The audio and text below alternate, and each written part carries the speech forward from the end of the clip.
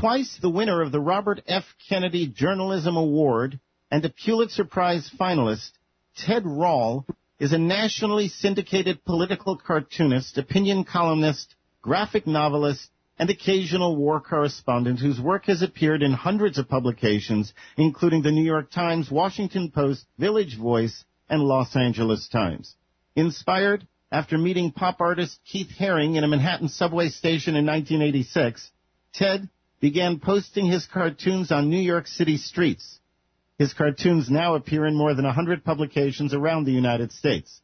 Ted is the author of numerous fiction and nonfiction books, including the graphic novel The Year of Loving Dangerously and the nonfiction titles To Afghanistan and Back, which was an ALA Best Book of the Year, and Silk Road to Ruin. Ted Rall, it's my pleasure to welcome you to the Global. Thanks. I really appreciate being here.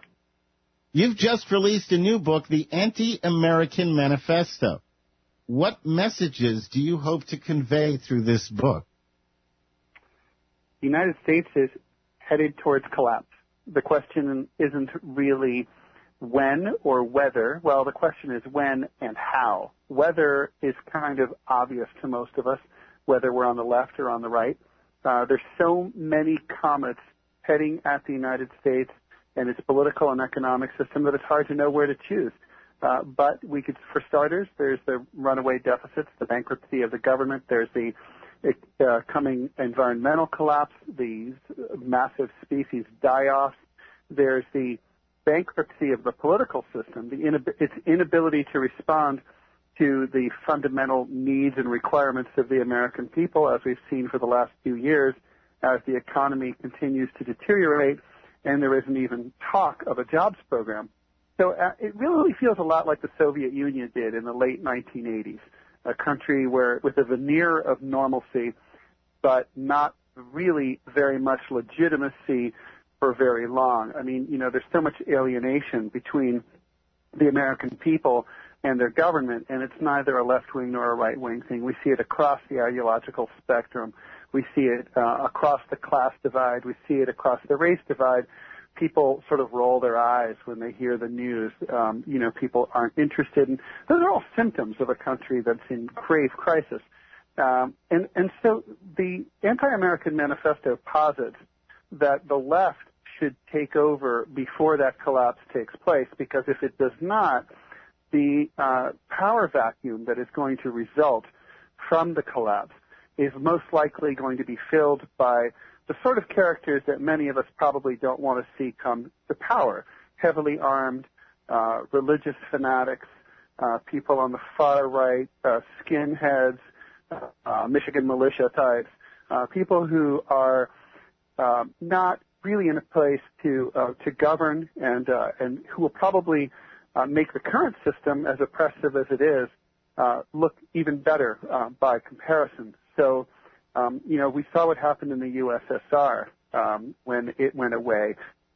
Russia became even worse. It became a narco state with mass starvation and run by gangsters. We don't need that sort of thing here. And so what I'm positing is that the United States needs to be overthrown. Well, the government needs to be overthrown and replaced with one that serves the needs of the majority of the American people. And what kind of government that is not something that I get into in the book, because, frankly, it's about creating the mental space to start to think outside of the Democrats and the Republicans, which are phony politics. It's theater, and start talking about politics the way that people in most of the world think about them, which is what's right, what's wrong, what should we keep, what should we get rid of, what works, what doesn't, and let's figure this whole thing out. Well, and I have to say, in listening to some of the things you said there, I have certain political differences, because I believe neither the left nor the right represent freedom. Okay, they all represent a form of socialism. The right is more towards fascism. The left is more towards communism.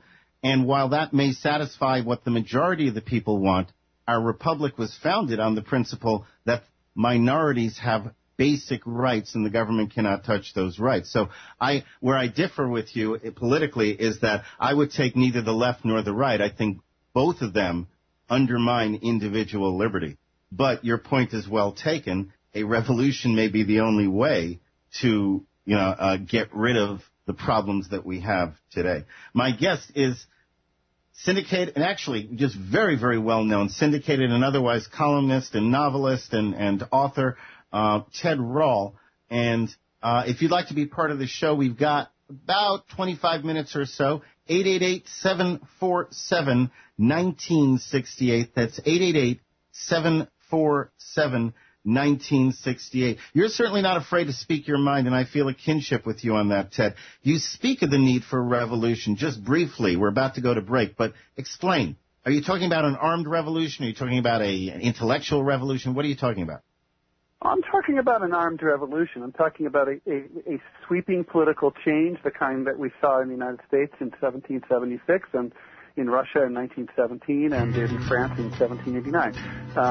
But, all of those revolutions, even violent revolutions, are mostly nonviolent, right? They involve strikes, demonstrations, that sort of thing. That's most of what goes on. My guest is columnist, author, and all-around freedom lover. As far as everything I can tell about you is that's you, a freedom lover and a freedom fighter, Ted Rall. You wrote the current U.S. government must be prophylactically removed. Now, I can turn a phrase in the English language among with the best of them, but what does that mean? Yes, we're not referring to birth control here. In other words, it must be removed in order before it has a chance to do more harm. I mean, here we are in the middle of we are citizens of the richest, most powerful nation to have ever existed in the history of the human race. And yet, there are people whose children are dying because they can't afford medical care.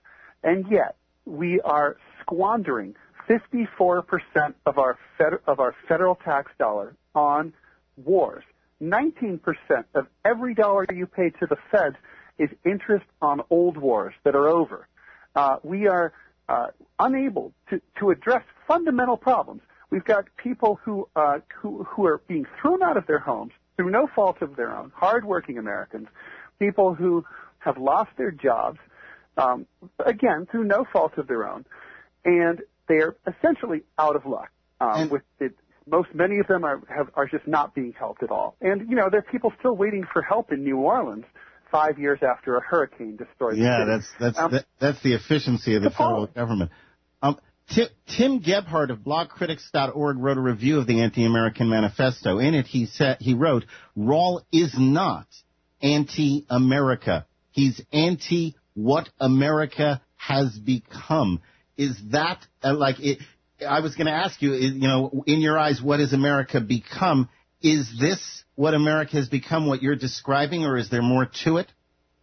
Well, I think it's important to do something that I do when I travel overseas. People in other countries are very used to saying that they may be from, say, Afghanistan, but they don't approve of what the Afghan government is doing. Well, I'm anti-American in the sense that I'm against the policies of the United States government. But I am obviously, to be anti-American in the sense of being against the American people would mean that I would be against myself. I was born here. I'm an American. I love hamburgers. I love fast cars. I like the Ramones. I mean, I like American movies. I'm an American. I'll always be an American. So how could I not love America?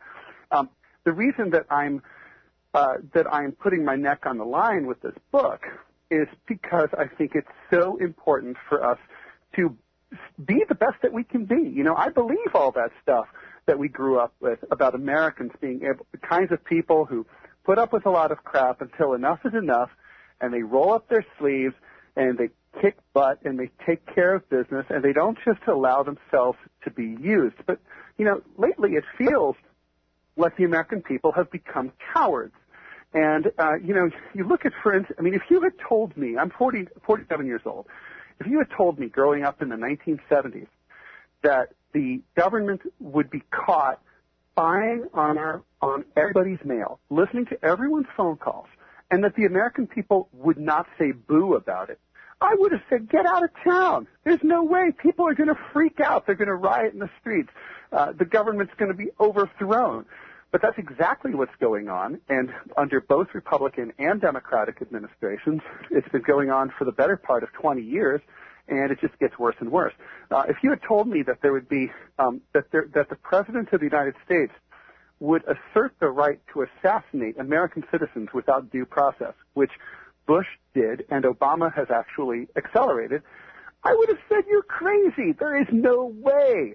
And if you had told me that the American people would tolerate torture in their name, again, I would have just, never believed it. So I think what has happened is that the corruption of the system has corrupted us as a people. We are kind of confused. We don't know what to do. Everyone wants someone to do something. And if someone led a righteous movement and a righteous revolution, I'm convinced that everyone else would follow it. But for that to happen, someone's got to go first. And so I'm not going first, but I'm starting the discussion. This is the kind of book that used to be a dime a dozen in the 60s and the 70s. Let's get rid of the government. Let's overthrow it. But for the last 40 years, there's really been no one willing to step up and say, we don't have to put up with this. We don't have to. And, I have to say that if I thought the government could be reformed, if I thought the political and economic system could be reformed from inside, that we could, demonstrate, we could write letters to the editor, we could all agitate and sign petitions, obviously that would be the way to go because it's nonviolent, it's not messy, it's easier, it's cheaper, it's better.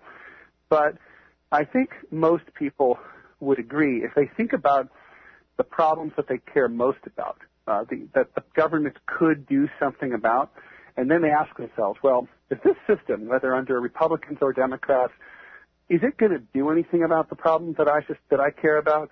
They're going to say no. I mean, I ask people at my book signings this question. I ask them to name the problems that they care the most about. Now, I'm a lefty guy, so people tend to respond, that they care about health care and climate change and poverty, student loans, you name it, right? Anything, doesn't matter. But you could just as easily ask people on the right the same question. Mm-hmm. You might get different answers. You might say, well, I care about the deficits, and I care about illegal immigration. I care about, I want to ban abortion. But, I don't care. You're still going to get the same answer. Do you think this system is going to even address these concerns?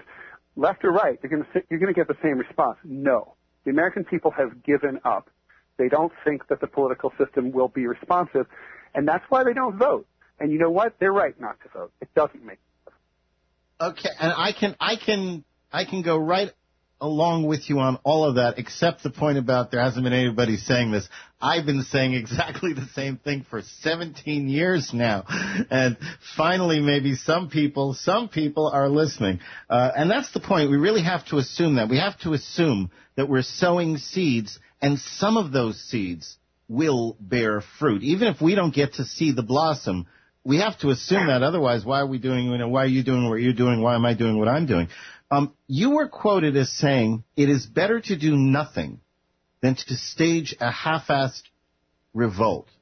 Now, considering what you just said about the complacency of the American people, do you really believe that's true? I mean, if you take that position, doesn't that encourage the complacence and apathy? Well, we don't have enough people to do it, so we might as well not do anything.